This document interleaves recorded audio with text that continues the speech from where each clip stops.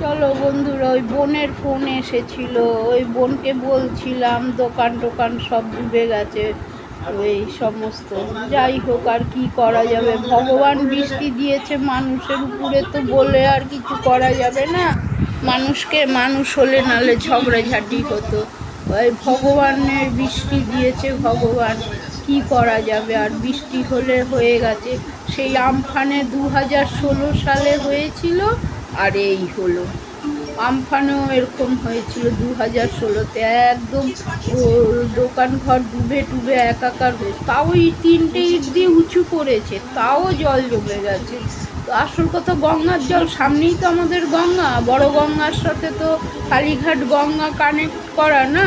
ও জল ছেড়ে দেয়, বৃষ্টি হলেই জল ছেড়ে যায়। ড্রেন দিয়ে দিয়ে সব গঙ্গার জল এসে গেছে, ড্রেন দিয়ে গঙ্গার জলে।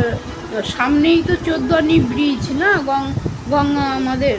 কি করব আর। সেই ওই জয়ন্তী বোনের সাথে কথা বললাম যে এরকম হয়েছে।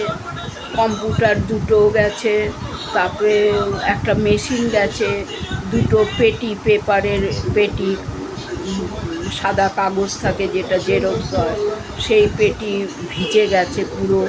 তার একটা পাখা ঠিক করে এনেছিল, পাখাটা ব্লেড তো ঘরে রয়েছে, ব্লেডটা ঘরে রয়েছে, পাখার এটা জলে পুরো ডুবে গেছে। তারপরে ওই যে সারাই করে সামনেই তো থাকে, ও বললো দাঁড়া আমি সব খুলে ঝুলিয়ে দিচ্ছি পাখার বডি ফডিগুলি সব। ও এবার হাওয়াতে শুকো, এখন একদম কারেন্ট দিবি না, যতদিন পারে জলটা হয়ে যাক, ঝরে যাক, তারপরে। কেন কারেন্ট দিতে গেলেই বাস্ট হয়ে যাবে। যাই হোক, আর কী করবো, এখন যেটা হয়েছে কিছু করার নেই, ভগবানের দিয়েছে।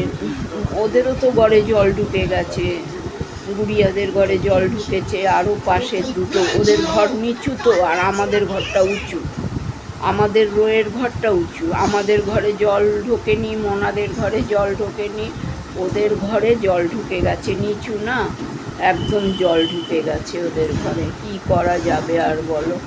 যাই হোক বন্ধুরা, রাখছি তাহলে। হ্যাঁ, আর কি বলবো, আর মনটা ভালো নেই আজকে, আর মনটা ভালো নেই, কিছু করারও নেই।